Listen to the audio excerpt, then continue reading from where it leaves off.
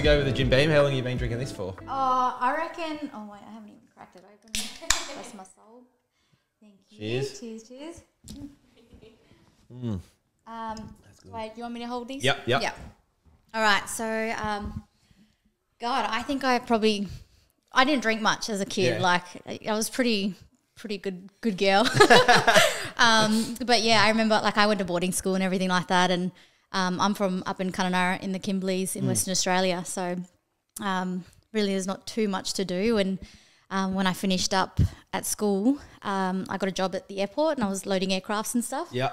Loved it. Best job Where ever. was that? What airport? Kununurra Airport, so it's quite small, you Yeah. know. And so, yeah, I was doing that, and everyone I worked with sort of drank Jimmy's or JD's or a bit of Bundy. I love them all. I thought it was a Bundy because that's why I messaged you. I'm like, I always see Bundy's. Your friends drink Bundy's and that. Yeah. Oh God, I drink them all. So Yeah. I'm happy with that. But yeah, I think I just grew up on it and learned to appreciate like good tasting liquor. So Mitch Robbo drink it? Robbo?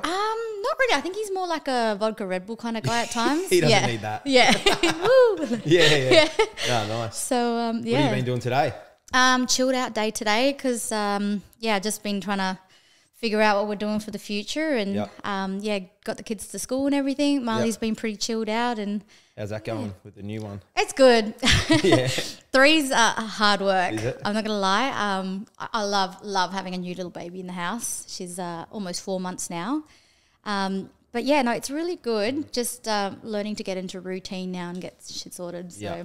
How are the kids going at school? Chancey's into rugby. He's dominating. Yeah, he's got heaps of friends. In fact, like we had a bit of a meltdown today at pickup because he was like, "Mum, I don't want to leave my friends. You know, I love Brisbane." Because you're moving to Melbourne. Yeah, we don't know yet, so we're just playing it by ear at this stage. But it was always a plan to head back to Melbourne eventually. You know, I've got family there and my best friends there, and it was always on the cards no matter what. So, but Queensland has just been like an absolute godsend. Like, I love this place, and it feels probably a little bit closer to home from where I'm from. But yeah, I love it. The people are lovely. You have family up here? No. None. We've been riding solo for like the last 7 years and just sort of relying on the people around us to create that family vibe. So Yeah. I feel like your house is like, a lot of people go there though. It's kind of like this house. It's just open door and 100%. you cook for everyone. Yeah. And that's always been my mentality as well, is, you know, whether it's 4 a.m. or 4 p.m, if you need us, like we have an open door policy and this place is a home. And I've been raised like around a lot of people and had a lot of support in my life, and I just love being a part of that, you know, being a part of your process and my process and building the family. So you're like a mum to everyone. Yeah. It's good.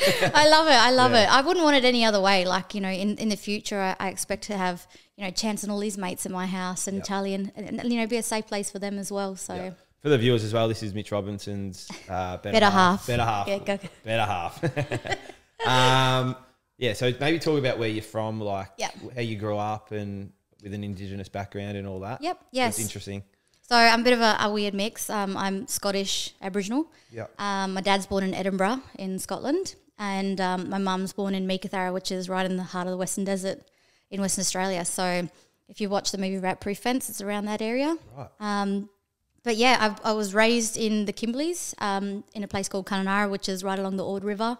It's a small town, and we were so lucky growing up there, real country kids, you know, no shoes on, playing footy with if you didn't have a football, you'd kick around a Coke bottle or something like that. So it was footy there as well, everywhere. Yeah. And you were like either West Coast Eagles or Dockers. Like, what were you? West Coast, all the way. Yeah. Still to this day. Really now? Yeah, nice. I love Lions. You're just Mitch, you know, pretty much Mitch, Team Mitch, but West Coast at heart.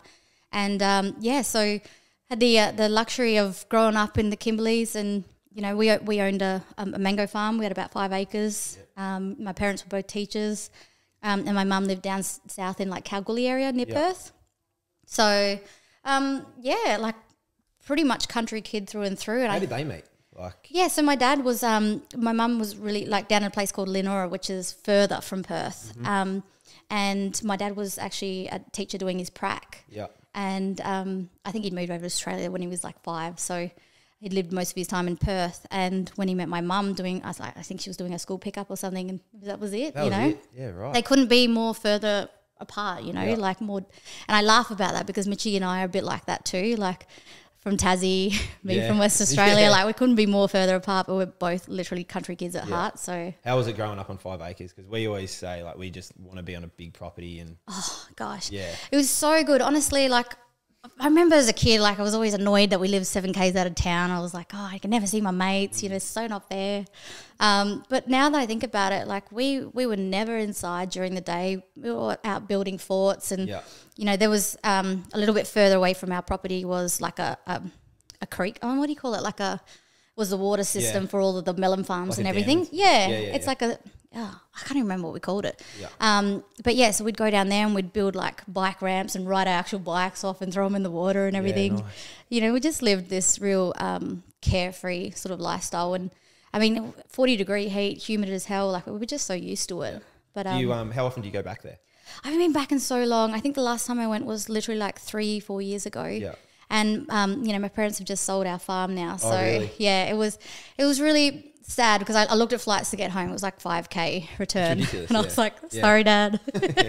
So yeah, they've sold the property, which is like a huge. I never thought they'd leave, to be honest. But they're going to head down to Perth, which will be much more accessible for us as well as kids, with the grandchildren as well. But yeah, we've been there. Like Dad had been there teaching for over 25 years. You know, lived on that property, grew up there. Just loved it. We were so lucky. Have the kids been back there? Yeah. They would have loved it. Yeah, because we got like chickens and ducks and stuff. And, you know, I remember when we first moved into our house, there was no windows. It was just fly screens. And, you know, because it was very open plan living. And it wasn't like uncommon to see like olive pythons around or king browns and stuff like that. Or, you know, get caught in a wasp nest or something like that. It was just normal, but, you know, it was such a good childhood that I never appreciated until like I'm a parent now. Yeah. So it's nice. That's good. Yeah. And then like how did you get to, was it Melbourne you moved to? Yeah. So I kind of like eventually left the nest and like I'd worked. Like my dad pretty much instilled my work ethic real early. So, you know, my first job was actually picking melons on this humongous melon farm. Yeah. Like in 40-degree heat in the middle of the day, and I got $100 for a day's work, and I was like, "This is so good, love of life." Yeah. And then I eventually like just got different jobs working at a pharmacy, and then I did a bit of checkout chick stuff at the local shop, and so I've been working most of my time there, and then I think I was ready to move from the nest, and I moved to Broome. Yeah. And there was like a local. It's not quite a beauty pageant, but it's called Kimberley Girl, and it's like it's just a good way because in the communities there's a huge shame factor, and like it's kind of embarrassing to be different or to stand out, and no one ever wore bikinis or dresses and stuff and this was something that was like totally changed our perspective of the way we thought of each other as women as well. Yeah. And it taught us how to be confident, how to find the things that we're good at in life and learn how to talk to people properly and become more of a sisterhood. And it was really nice. And so what do you mean by the shame stuff? So it's like, I don't know why, but there's just a shame factor about standing out and being different. And it's throughout, like there's even, there's a shame factor for going to the doctors and things like that, just because it's like, it's kind of like, it's not taboo, but it's just different. You're being vulnerable and you're opening your life up to people that you don't know really. So yeah, I think as kids, you always made sure you never stood out too much, but you kind of did in your own way. Yeah. But this Kimberley Girl program like helped a lot of women build confidence and learn how to approach things and talk properly and probably as in like confidently to each other. Yeah. So it wasn't just about who was the prettiest or who walked the best. Yeah. But for some of those girls, getting up on a catwalk in like a beautiful dress was so unheard of and so out of character. Was the shame from like men or everyone? What was it? Just each other, I think. There's a stigma around it about like, being different or doing something different. And when that program came into place, like it kind of was the stepping stone to people standing out and finding their individuality as well. Yeah. So... And I actually won it in 2007. Oh, nice. I was like, oh, my God. Has it grown a lot since then? It's huge. And, like, I remember I got, like, this. My prize was, like, a $3,000 pearl. And I was like, oh, my gosh, I've never had anything like this before. And from then onwards, I got a job, actually. I was like, I love Broome. Yeah. I'm moving to Broome, regardless. And I got a transfer from Kununurra Airport to Broome Airport where I started doing checkout. Yeah.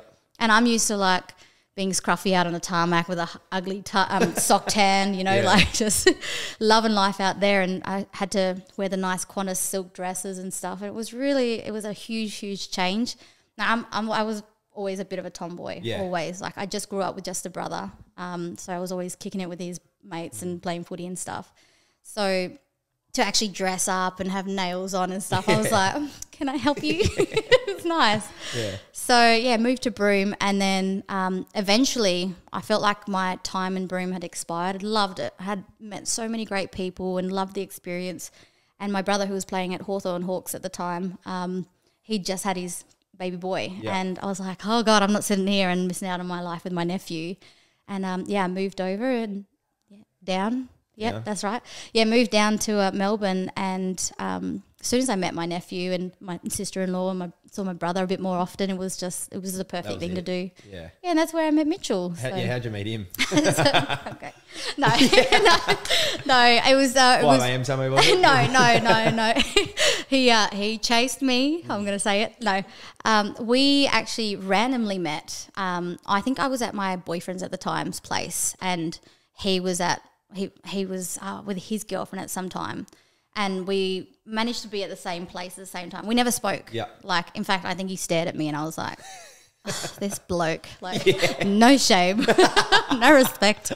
And then we just kept catching eyes, and I was like, oh my God. And I quickly went inside and hid away. And then literally like 6 months later, I got this random friend request on Facebook. And I was like, look, I don't know any redhead Tasmanians. I don't know this guy. Yeah. And then, he started talking to me on Facebook, and he was like, oh, Anna, that's Deadly. And I was like, Deadly?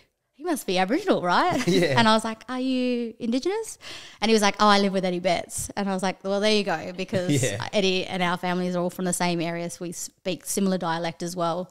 And I was like, oh, my God, like, I never really I knew culture was kind of normal at home, you know. You never had to, you know, wear a red and black yellow T-shirt to show that you're Aboriginal or anything like that. You know, it was just something that was always there, and it was something you were proud of, and it was just what it was. And to meet a fellow like Mitchell, like who actually showed interest in culture, who was interested in the stories, who loved the camaraderie of the brotherhood, you know, like it's like when my kids meet you guys, you know, your auntie and your gaga, because that's just how we are.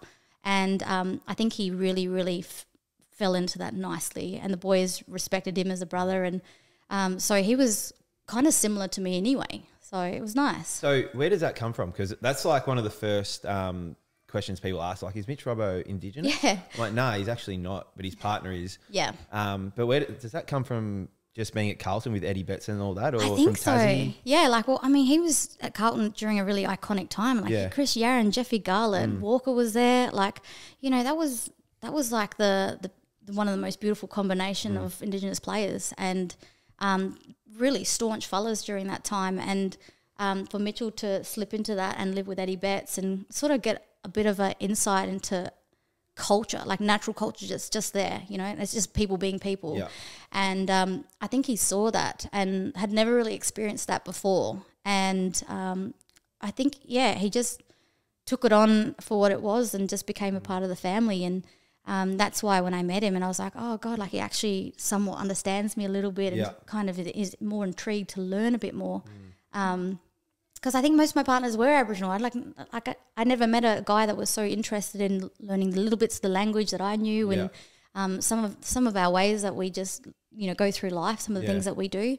And he just fit in really, really nicely and became one of the brothers real quick. Yeah, that's good, because I was good mates with like Daniel Wells, Lindsay Thomas at North, and he knows all them as well. Yeah, They talk highly of him. So Lindsay, he's mad, eh? Lindsay, I reckon he's settled down a bit now. Yeah, he has. His beautiful wife and all his girls. He's coaching somewhere in SA. Yeah. They're funny fellas. Lovely family. Yeah. We had a few dinners at their place in Melbourne, and just we used to have a mob night, they called it. Yeah. And, you know, I'd be like, let's go to mob night.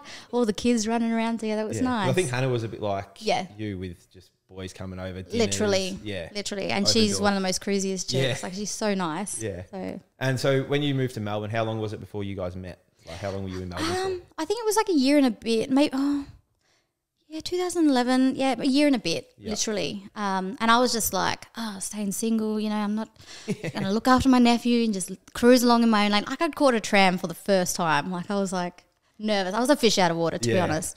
And, you know, I'd gone from working all my life to not being able to get a job. And, like, I was like, I can get a job straight at the airport. You know, I've got all my credentials. I'm up to date with all of my all of the procedures and stuff like that. No, nothing. I couldn't get a job. So I was like, oh, my God, like, I'm going to have to go on Centrelink. And this was the first time ever. I'd used all of my holiday pay, but I just got a job at, funny enough, Carlton Footy Club. Oh, and I was like, as like an Indigenous sort of liaison kind of thing. And that's when I'd started seeing Mitch, and I was like, I can't tolerate him at home all day and then go to work and hang with him all day. Like, what I do, be like, hey, across the lunchroom. Yeah. What's it like being with Mitch? Oh, it's like for the viewers out there. Oh God, well, we're going on 11, almost 12 years now. So to me, I'm very much, you know, it's normal for me. But I think at first I was like, holy heck, this guy is crazy. Like, I think like my first night out with him, I was like, Emma, just get in the cab and run and don't look back. No.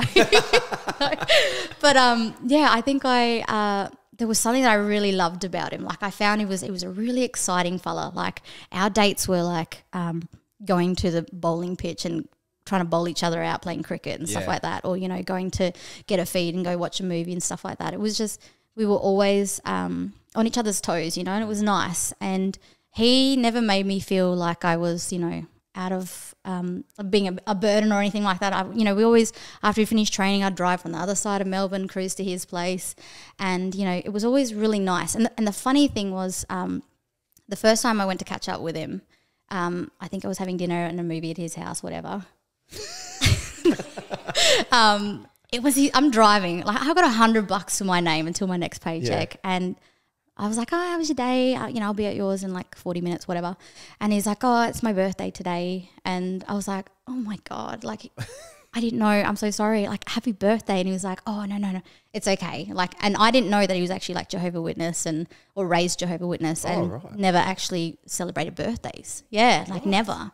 And it was funny because I only learnt this story just recently, was that Anna and Eddie had made him a cake for his birthday, and everyone sang happy birthday. And then he was like, blew the candles out, and he was like, what do we do now? And they were like, he's like, never really had a birthday cake or anything like that. I did not know that. Yeah, I know. Yeah. And so there I am cruising to Mitchell's house, $100 to my name. I'm like, straight into Chemist Warehouse and got him a bit of Hugo Boss, I think. Nice. You know, standard. Yeah. And I pulled up and I was like, I did not know it was your birthday, and I'm so sorry, but it's not much, but happy birthday. And he just looked at me and he was like, this is my first birthday present. And I was like, what? Surely not, whatever, you know. Yeah. And then he kind of explained to me about, like, you know, his upbringing, and that really wasn't part of it. Christmases and birthdays and things weren't really a part of it. I think they had their own celebrations and things, but me being clueless, I had no idea. But yeah, so that was... well, I didn't know that either. Yeah, that was something that I think a pivotal moment that really cemented what we had as well. So that's awesome. How did you go through like those tough times where he was sort of getting in the shit a bit? Yeah. I mean, it was hard. Like, I never really wanted to be his parent and, you know, attack him and things like that. I always tried to find a way to be as supportive as I can, and through some of the most shittiest times, we had to try and look at a glimmer of hope, a little bit of light there. So we actually just fell for each other really, really quickly. Like, things moved really fast, and before you know it, like, I think I was pregnant as well, and How quickly was that? I think like it was a year and a bit in, like, you know, and we were like, oh my God, this is insane, like this is what we want. We unfortunately miscarried, and we ended up having 4 miscarriages around that 10-week mark, I think. So I think that put a lot of strain on us, because we both really realised that we loved each other and we wanted to be parents as well. And I think I kind of was the bit of the tree roots to his wildness, you know, like I would always try and keep him a bit grounded, and at the same time, like, I was also someone who could keep up with him too. Yeah. So I was like, we had to find that medium immensely over the years, and the kids have really made him blossom, not only just like as a father, but like as a person as well, as a partner. So I think I was really, really taken aback. I'd never really met anyone who was as wild as him, but then again, I'd never really been exposed to anyone who'd had like a really hectic ADHD. Like, Mitchell only got diagnosed with his ADHD at Carlton. Yeah. Like, I think they knew that he was a bit crazy as a kid, but formally diagnosed as an adult in your footy club was, you know, huge. And he was only still trying to learn about, you know. He probably didn't even know what that was. No, really. And there was nothing, not really too much information, or, you know, medication was considered like bad for kids back then. So I don't think he really got much help growing up with it because it was just so unknown. Yeah. But yeah, at Carlton, I think he had, I think Ratton was the coach at the time. He had a few good coaches that sort of understood what he was about and what he was like. And that flavour that he brought to the club was kind of something that you need at the time as well. Like, you got to have that skylark at the club, that individual that sort of pumps you up when you're a bit down kind of thing. 100%. Yeah, but he also... Like, everyone's down, everyone's like, shut up, but you need it. Yeah, you do, yeah. Every club's got that person, you know, even local footy clubs. Yep. And, you know, I remember going into, like, the change rooms at the end of the game, or before the games, we were allowed to go in the change rooms at MCG and that. And I'd hear him singing some huge song at the top of his lungs, and I'm like, oh, that's Mitchell. I can hear him, you know. But that was him, and that I think being that way really like makes him as a person, you know. Like, I wouldn't want that to change. Yeah, 100%. You know, and it was really a bit of fresh air because I'd never really met anyone like that. So we were always on each other's toes, you know. We were always like, onto the next thing or onto the next thing. And, you know, there was a lot of ups and downs. Like, don't get me wrong. Like, there were a lot of hard days. But we also, I think, we have this joke, like, when in Aboriginal culture, like, there's something saying that someone's being sung to you. So it basically means that, like, you've been given to me and I am yours forever kind of thing. So I always say that Mitchell and I have been sung together. Because no matter whatever life threw at us or whatever hurdle we had to climb at that particular time, we've always found our way back to each other. He keeps me, you know, grounded as well, and I do the same for him. And I like to say it's a bit of teamwork, but we really are a bloody good team. So I see you guys are just like big kids. Yeah. You know, growing up as a bit of kids. And that's how I sort of see myself as well. Yeah.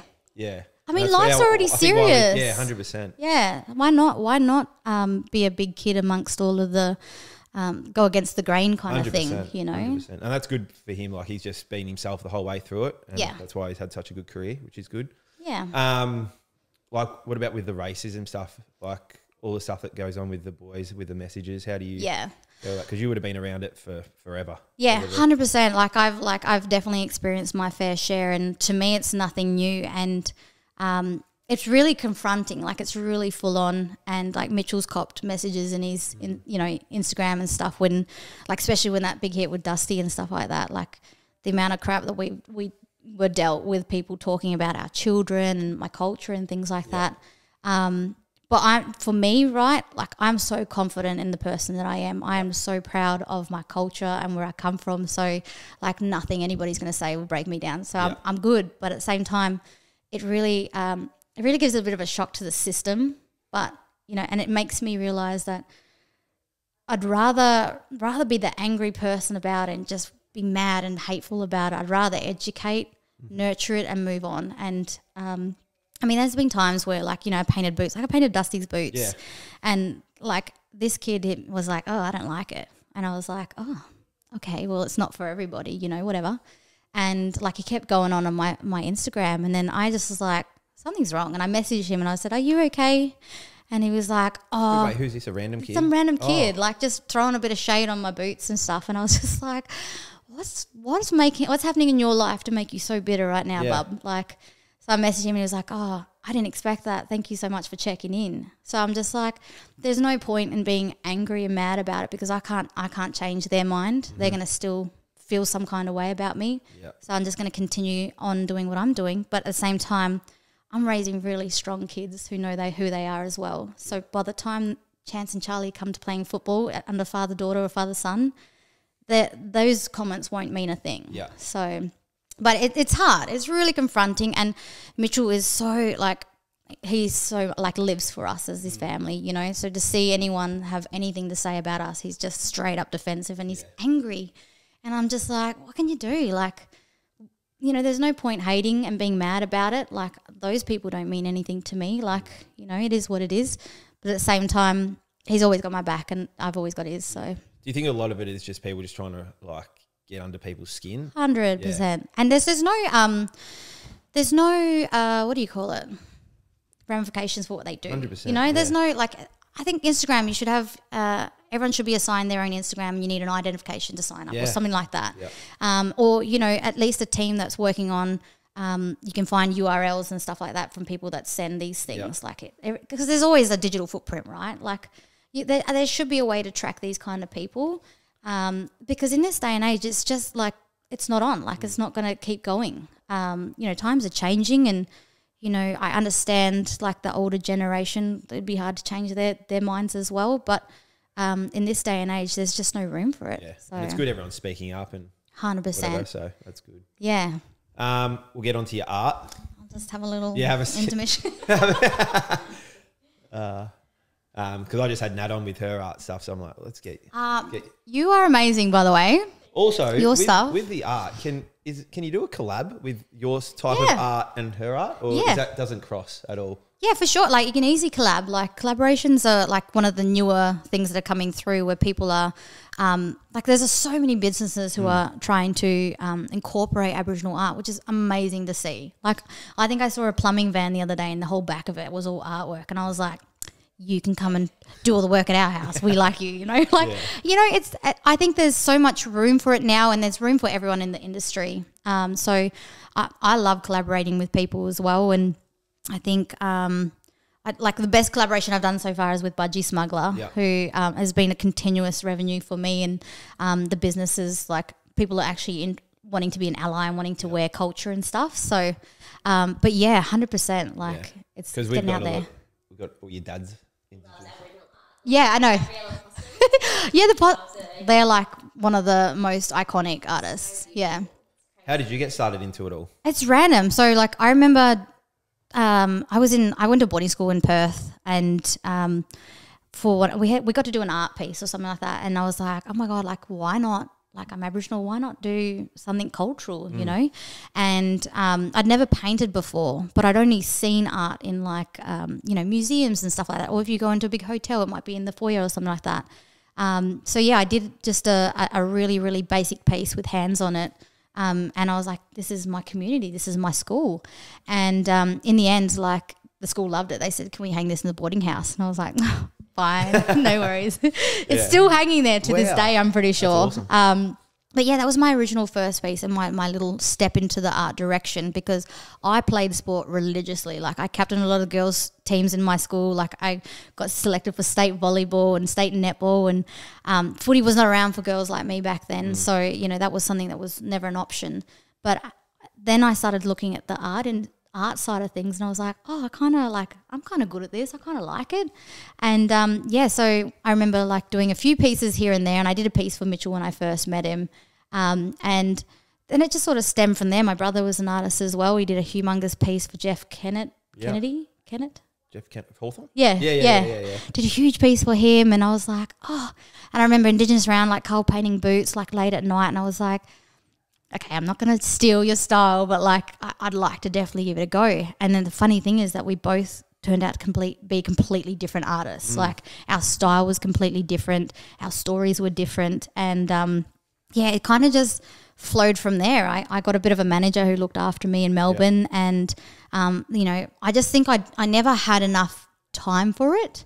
You know, the world was just going so fast for me, and you know, I was 20, I was doing all the things that you're supposed to do when you're 20, and you know, that was sort of the last thing on my mind, but it was something that was always there that I enjoyed doing. And it wasn't until like I fell pregnant, like with Chance, and I started going, oh, like I want a piece that represents me being pregnant. I want a piece that I can hang in my nursery kind of thing. And that's where the mum and baby stuff sort of started blooming. And so many women and people can relate to this. And that was like my essentially my style was the silhouette of the mum and the baby with the traditional artwork through them on their skin and stuff like that. So is that where the name Charliewanti? Yeah. So Wanti means girl. Yeah. Charlie's my daughter. Yeah, so right. And I thought I would only have boys. Like my brothers only had boys at that particular time. And when we found out we were having a girl, I was like, okay, your name's either going to be like a Sam or a Blair or a Charlie. And then we had Chance, so we were like, we may as well keep going with the churt sound. So yeah, and like Charlie and I were instantly like oh God, I don't have favourites, all right? Chancey, I love my Chancey boy, but Charlie and I, like we were just insane. Like I just adored her, and I just knew because of the stuff I was painting about mums and babies, I just knew that was the right name at the time. Yeah.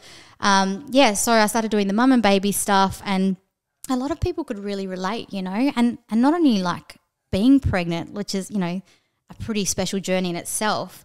You know, there were a lot of people out there who'd lost their own babies, and that was really I know, I'm not going to say their names, but there were two people who were actually in the AFL industry, and they lost their baby quite far along, and I actually did a painting for them, and it was a mother like holding a baby up to the sky and a pair of hands reaching down from the dream time, we call it, which is like our heaven, to receive the baby, so they knew that Bubba was looked after up in the dream time. So, and when they went to a convention for, you know, a parent's loss and how to deal with grief, they said bring something along that represents your baby, and they took my painting, and I was like, oh, they could have taken anything. They could have taken his first outfit, or, you know, like their first pregnancy test, whatever.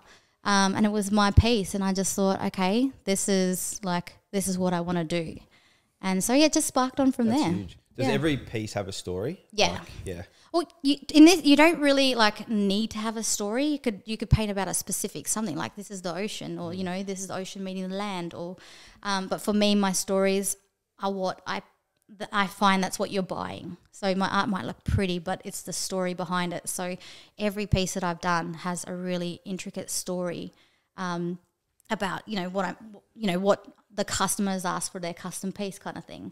But then I found a way to make it so personal to them. Like I remember a lady saying, my husband likes orange, I like green. We have 2 pet birds and a dog.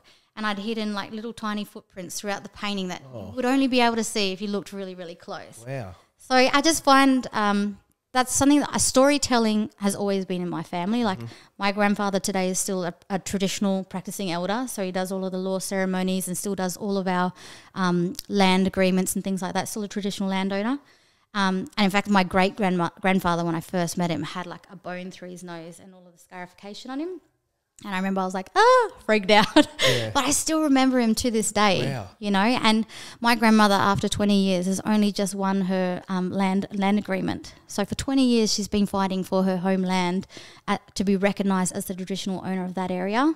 And we only just won it last year. So that's massive. Yeah, that's huge. Wow. So I come from a long line of, you know, traditional elders, like law people. And so that for me was a huge special thing to have. Like, you know, I'm very blessed to know where I come from, rather than still trying to find who my people are, where my people are from, or what my traditional land name is and things like that. Yeah. So, the art industry is just one way that I truly connect to who I am. Yeah, that's awesome how you express yourself like that. Yeah. That's good. Do you have any art questions? No, I just think it's so beautiful. Yeah. Thank you. But like stories as well, like how you can just see. Because that's what Nat was saying. She's like, because I have no idea about art, and then we were talking about indigenous art. Yeah. Like, I think every piece has a story. I'm like, wow. Like, could you just see things on there and like, wow, it's crazy. Yeah, you know, your symbols and things like that. And art's changing a lot too. We're getting a lot more modern contemporary artists coming through, which is beautiful. And some of this stuff is so like detailed, and, you know, they've got that real earthy natural colours and things. But my next step with my art is to head back to Meekatharra, and sit down with my mum and sort of learn more traditional stories. And I think I want to change my style a bit to be a bit more desert art, because that's the layered upon layered tiny dots, and some of the stuff that they're producing from people who have never been to an art school. They've never, you know, learnt techniques off YouTube or anything like that. These are people that just naturally paint because it's within them, kind of thing. So when you do it, like, you have a story that you're going to tell, and does it just come naturally? You just know what you're doing? Yeah. Sometimes if I'm doing a custom piece, I will draft it out to make sure that my customer likes it. But then most of the time people are just like, please just do your thing, like go for it.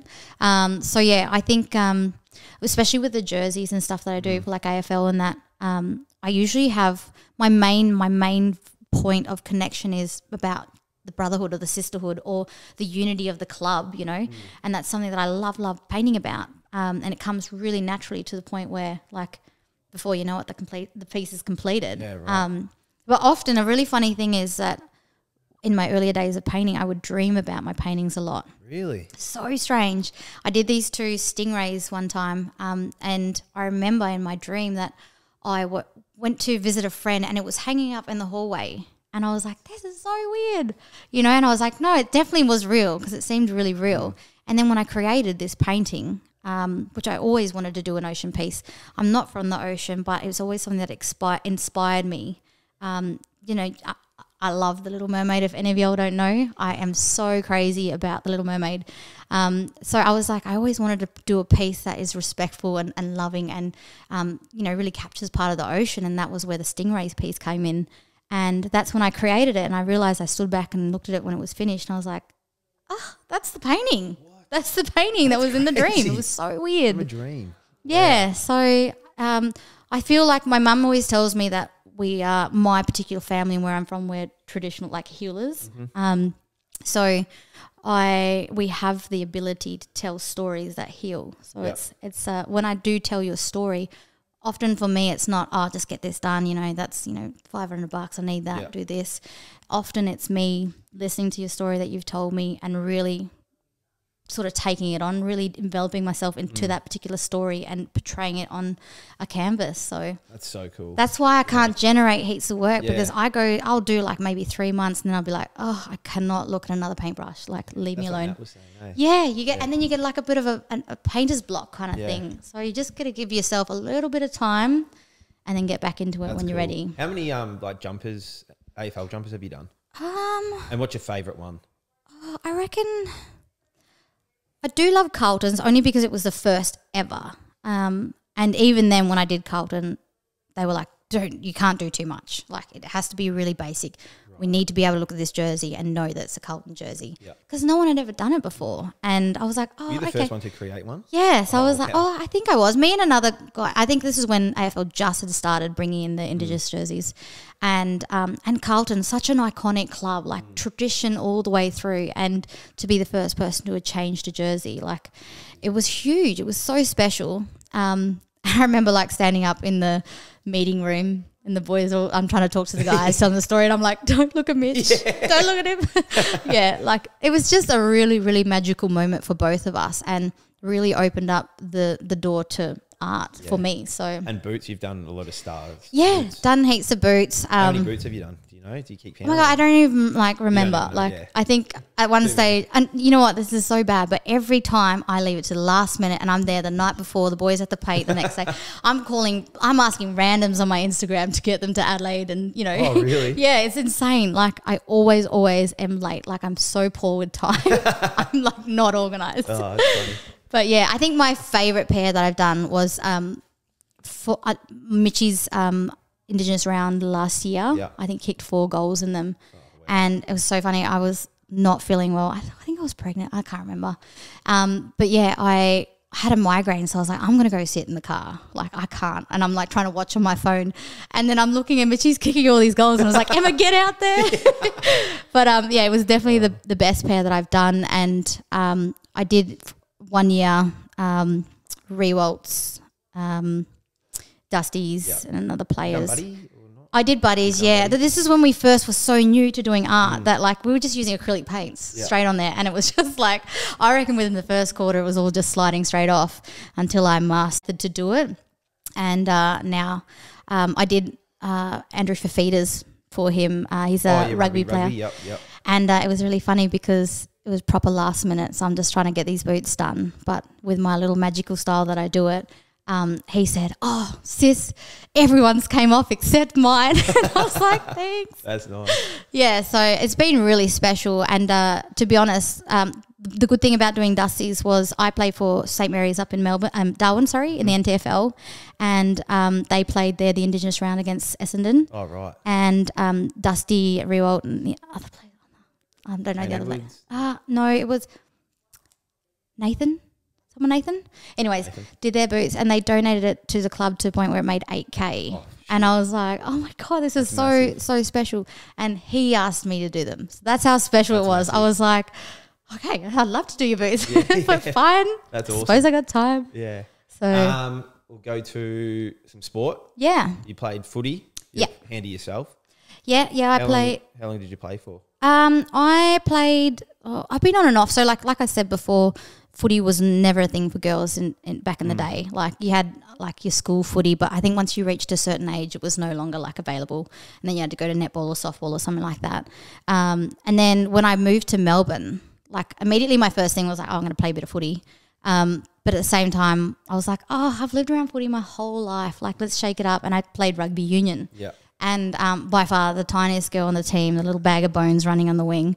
And Mitchell hated coming to watching my games in case I got like completely folded in half. But I loved it. And I've built friends that I'm still friends with today. And like it was just a really, really good introduction to sport in Melbourne. And I just realised that footy is like, you know, sport over that way is so much different to what I remember it, you know, growing up. And in the end, I started playing footy. My coach was Shiloh Curtis, who is a big name, one of like the most iconic women in AFLW. So she was our coach, and we played in a multicultural, like all Australians team. Yeah. So I think every 4 years we have like England, Ireland, like Papua New Guinea, everyone come over to Australia, and we just hash it out in a huge big tournament. And I actually captained the Australian side, which I was like, I could not believe it. I was like, me. So yeah, that was amazing. Played a couple of games there, and again, like we didn't fill our team with like the actual dream team, all the best Australians, because it's our national sport. But we had women from all, you know, walks of life, you know, people new and older and new to the game and veterans and things like that. So it was just a really, really good experience, which made me go, oh, actually don't mind playing a bit of footy. Always stuck in ruck. I don't like playing ruck. I prefer to play in the back line. Usually, yeah. So yeah, I then came to Brizzy, and Bree Brock, who's the manager of AFLW Lions. I started playing footy with her and her husband Danny Daly. So I started playing out at Zilmia, like over there, and I loved it. Like we built an absolute family in that place, and I think their last best and fairest winner was like Taylor Harris and Ali Anderson, Emma MacNeill. Finally got there. But yeah, we played in the Quaffle League. Again, like a lot of building to do, but we'd had the culture down packed. Like we had a family there, and it was really nice to raise the kids in there too. You know, I could go and play a game of footy knowing that my kids are looked after on the sideline, and it was just good, comfortable footy to get into. And unfortunately our club folded, and oh really? Yeah, we just couldn't get enough players to our Is that the whole club or just your team? Just the girls program. Yeah. So then I moved over to Cooperoo. Yeah. And considering I lived just around the corner, I was like, this is perfect. But that was also the first time that I was like, oh, I could like, this was when AFLW was like in its first years, and my coach was like, please let me nominate you. Let's do it. And I was just like, man, I got kids. Like Charlie was like 8-9 months, you know, like. Yeah. Because you were dominating, weren't you? Yeah, I was doing really well. I lost all this weight, I looked good. I was doing really well. I finished at 3K. I am not a long distance runner. 10 minutes. I'm the sprinter through and through. Yeah. And yes, I was very proud of that, and went to Cooperoo, and kind of went, oh, like this could be the year that I actually could get looked at for AFLW. And I think it was something that came up at the Lions, but Mitchell and I had already discussed that it probably wasn't something that was available to me at that time, because we just had little kids. We had no family to look after the kids. We had no one to, you know, I can't just, you know, pull him from training session and say it's your turn to grab the kids. I've got to go train and things like that. And we just knew it wouldn't work. But I think a part of me just was so devastated about it, because I was that kid kicking the Coke bottle, you know, in 40-degree heat. I was felt born. like you were back at home. Yeah, I had footy in my blood, and I had a footy brain too. Like often you can't find that. Like that's something special, and that's something that should be really harboured in a club when a player has a footy brain. Because you can teach them to run and all sorts, and you can teach them basic skill set, but that style of footy is natural. But at the same time, finished up at Cooperoo, and I ended up going to Wilson Grange, where we won a premiership that year. And you that was in that? I rucked in it. Shin splints galore, man. I was like, you wear a shin guard? I strap up, like I'd get acupuncture weekly, like nothing was working, and like no meat on these bones, bro. Like nothing. And I think I was literally on my last legs come grand final, and I was like, oh God, I actually cannot play one more game. And we ended up winning the grand final, and it was like the most uplifting, most amazing feeling that I've ever felt ever. And it was just like one I will never ever forget, and I hope my kids get to experience this one day, you know. So it was very special.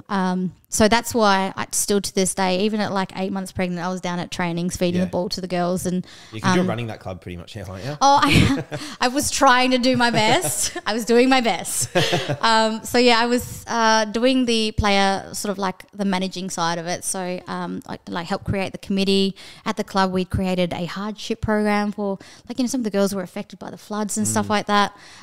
We wanted to do a program that helps incentives and things like that. So the girls were actually making money on game day if you got best on ground and things like that.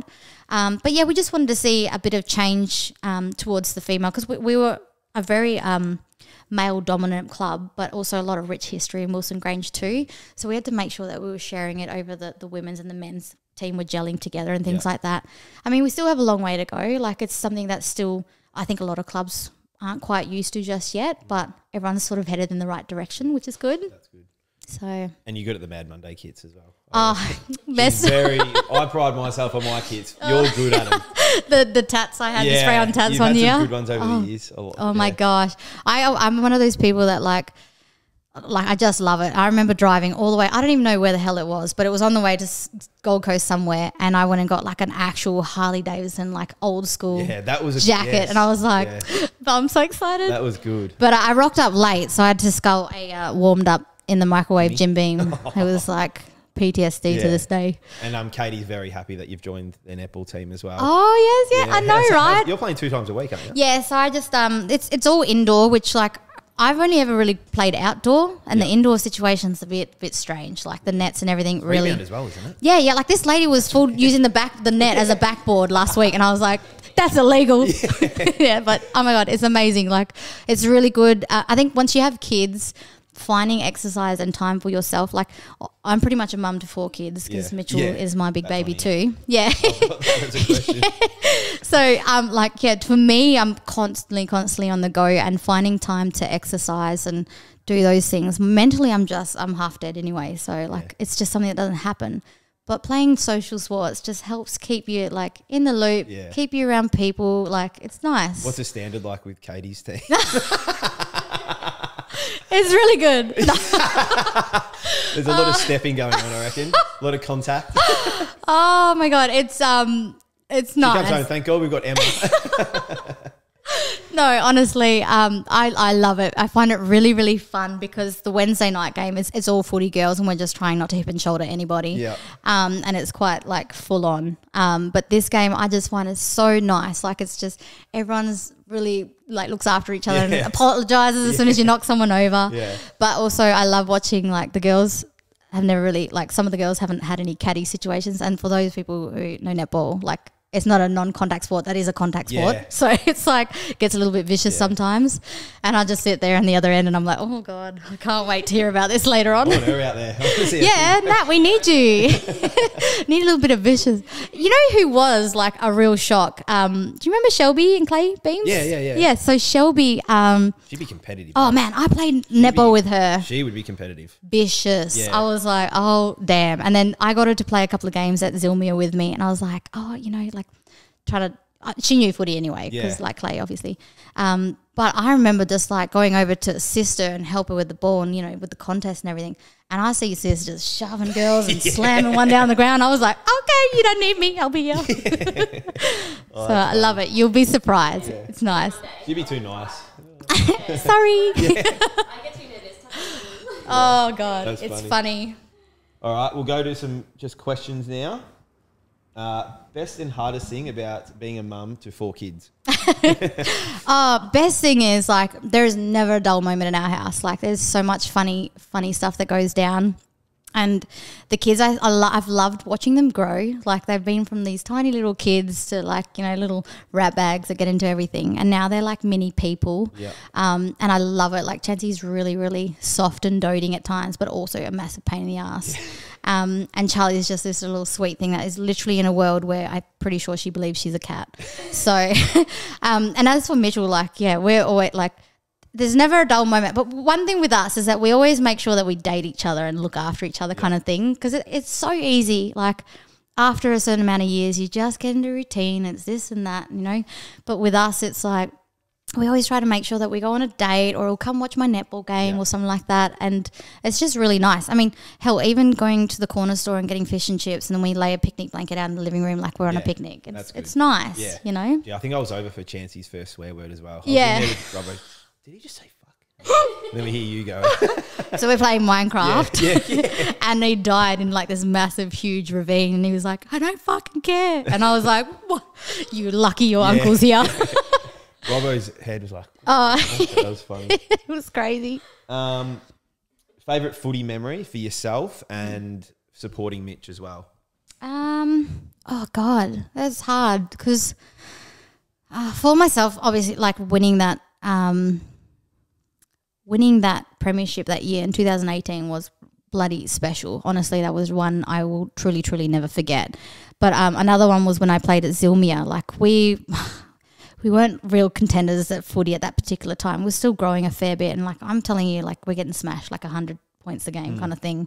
But people couldn't understand why we were so happy, because we were just like, that doesn't matter to us right now. What we built here, none of these clubs would ever have. Like we built a family, and to win, like I think I won Best and Fairest, Players Player and Coaches Award. I don't like that when one person wins all those things, but to be acknowledged when I just was trying to rock up and be Emma, not Mitchell's partner, not Mrs. Robinson, Emma.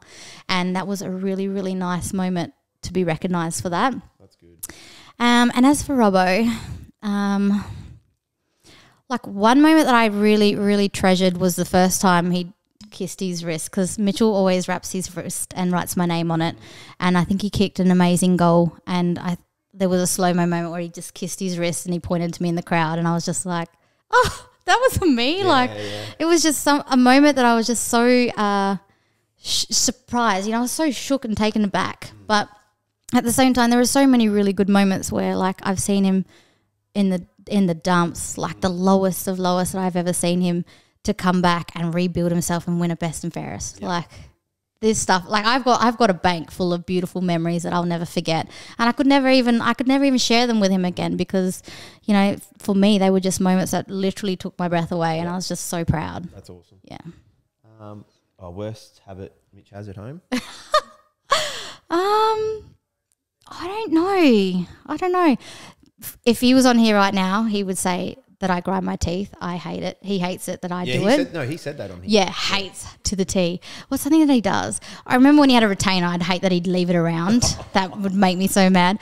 But he does this thing in bed, I think, where he like clicks his toes. And like, I don't know, like the nails. And it sends me nuts. I'm like, I'm going to leave. I'll leave. Yeah. That's awesome. But yeah, no, not too much. I'm pretty hardy. Does anything make you angry at home? One thing. Strapping tape in the shower, like, irks me. Or you know, when you've had a wet session and you roll all your gear up in the towel and then you forget the towels in your boot, irks me. Yeah. Nice. I'll stop there. Favorite piece of art you've made? Just one piece that stands out. Oh God. Oh, I didn't even favorite piece. This is really like, it's not my favorite, but it's one that's really stuck with me for a long time. There's two. One is like, I met Sav Lyons for the first time. You know Sav, and she's just the most beautiful person. Like, she's a person that you'll meet and go, oh, I will never forget you. Mm-hmm. And I remember hearing her talk, and when she was laughing, she'd like, her whole face smiled, and I was like, oh my God, you're such a beautiful person. You were so kind. Like, I'd never met anyone like that. And I was like, I kept thinking about her a lot. Like, she'd pop into my mind here and there when I was doing stuff. And when that happens, I know that I need paint for that particular person. Wow. And so, I ended up doing a painting for when she had Sebastian. Yep. And I gave it to her, and I was just like, the great, like, how grateful she was for this piece, and how like loving, warm it felt. I was like, that this was meant for you and this was made for you. And I so happy that I actually did it. Wow. Like that was a special moment. And the other one was I followed this lady on Instagram, and she's like, you know, one of those mums that just do everything right. You know, the kids play with wooden toys, not the plastic ones full of all the nasties, and just like organic foods, really good person. And they lived in Tassie. And I remember seeing this post. Her little boy had actually choked on a bouncy ball in her arms, like insane. And I couldn't stop thinking about it because when I was, Chance had, I think, had a party that he went to, and the same bouncy ball was in our house. And I was like, oh, my God, this could happen to anyone. That could have been me. That could be, you know, anyone that I know. And I couldn't stop thinking about it to the point where I painted this picture of her little boy, the same situation with the silhouette, but all of the colours around were really bright rainbow colours to represent like this beautiful, bright, happy little boy.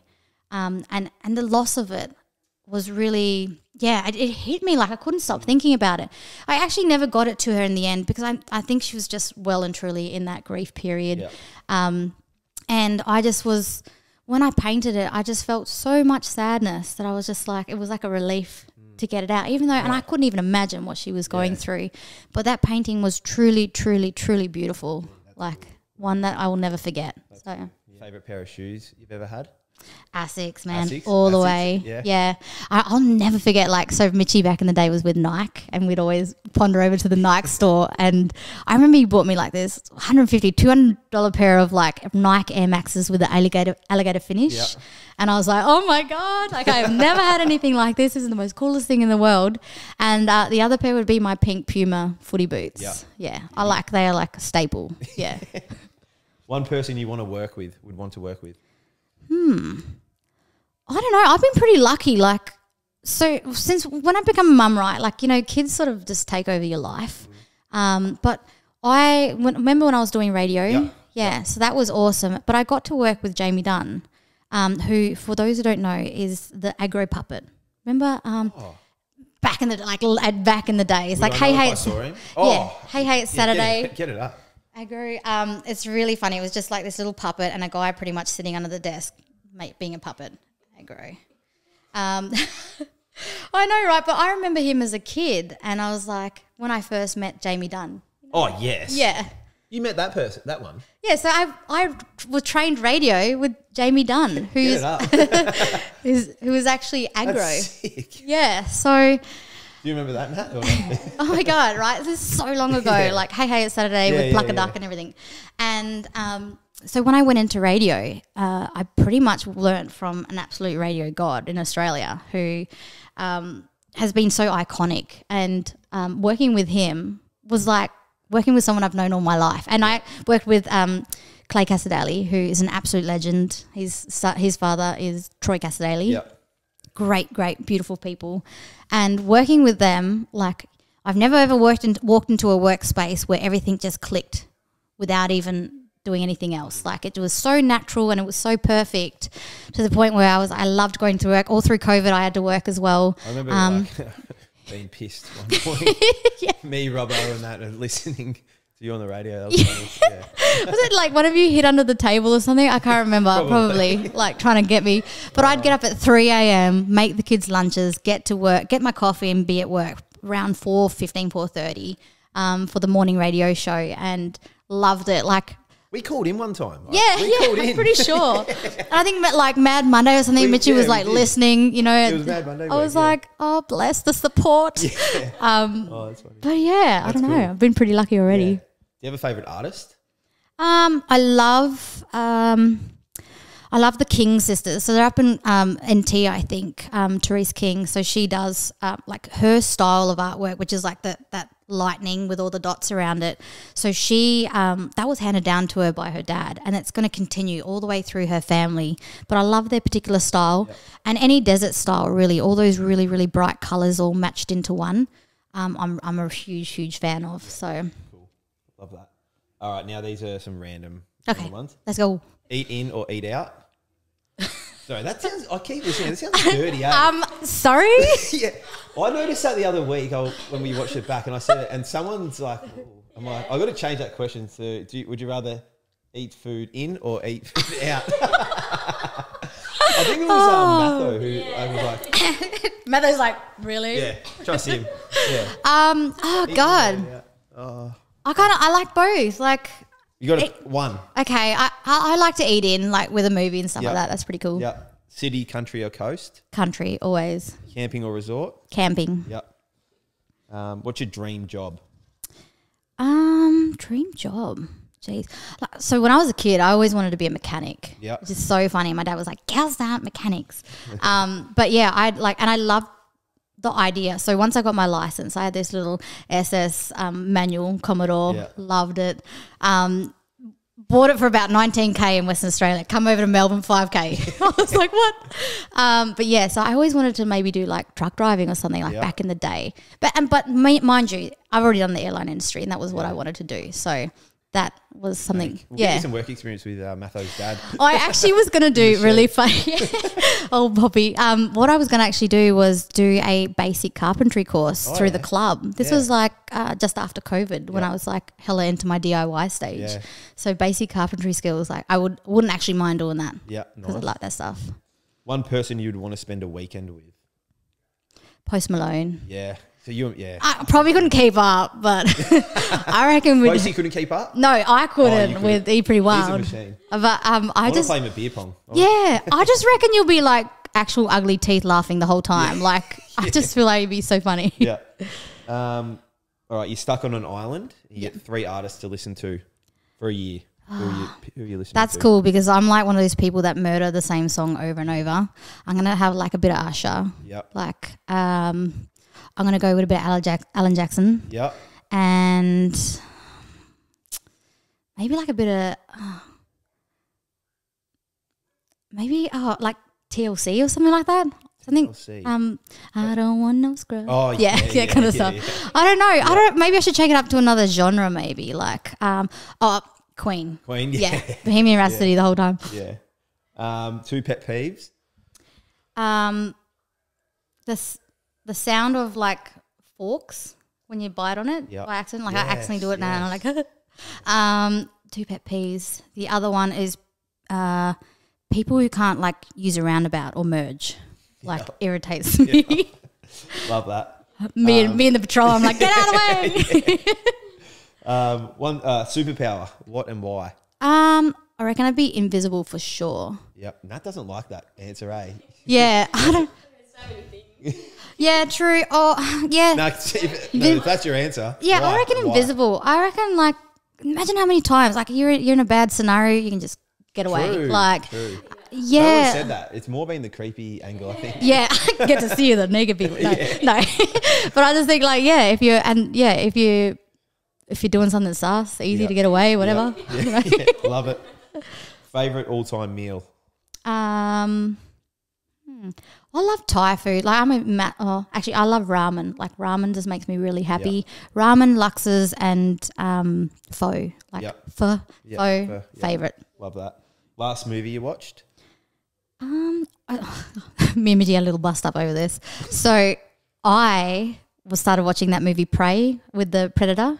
It's a new movie out. So basically, I think cinemas or Netflix. I think it's in the cinemas. But it's now gone on Netflix. So basically. The Predator, the actual like Predator and Aliens. Yeah. So he lands in like America and like near Native Americans, and she pretty much finds him and sorts him out, kind of thing. But I remember the old Predator. I remember the old Predator with Arnold Schwarzenegger in it, and there's like I remember the scene where the guy's like skinned in the tree. So I was like, oh my god, this is gonna kill me. But yeah, so I was like getting all into it, right? And I think I had to go change Marley or put Marley back to bed or whatever. And I came back and Mitchell's rolled over with his 9-9 movie with the blankets all tucked up to his neck. And I was like, oh, so I guess we're done, right? We're not watching the movie. And he was like, tired. Oh, so you didn't get through it? Didn't get through it. No. The bloke just goes, oh, I've had enough now. I'm just going to go to bed. Yeah, I was like, okay. And then when he woke up in the morning, he was like, I'm off to work. Have a good day. And I was like, bye. Real bitter. Best gift you've received other than your kids? Best gift I've received. So this is funny. Mitchell, when I love Tassie. So like when I first went to Tassie, I was like, oh my God, this is where you live. This is amazing. He's like, that's a field with a sheep in it. Like, great. But I was just so blown away by the countryside because we obviously hate red dirt, blue sky. But I was so blown away by the beauty of Tasmania. And we went to a little place called Richmond, which is just right near where he is in Hobart. And I remember going into like a little thrift store or something like that, like a little secondhand store or something, and I found an old bear because I used to collect bears when I was little. Like I remember my dad would go away and he'd bring home a little bear for me or something. And we still call him Richmond. He still lives in our house. Yeah, and he lives in Charlie's room with a T-shirt on that used to belong to Chance. Yep. But it's by far my most treasured gift. And Mitchell would always go out of his way to like beat him up and stuff. I'm like, don't leave Richmond, man. He's special. But like I look forward to giving him to like the kids one day when they have their babies. Love that. That's a great one. And last one place you want to travel to that you haven't been.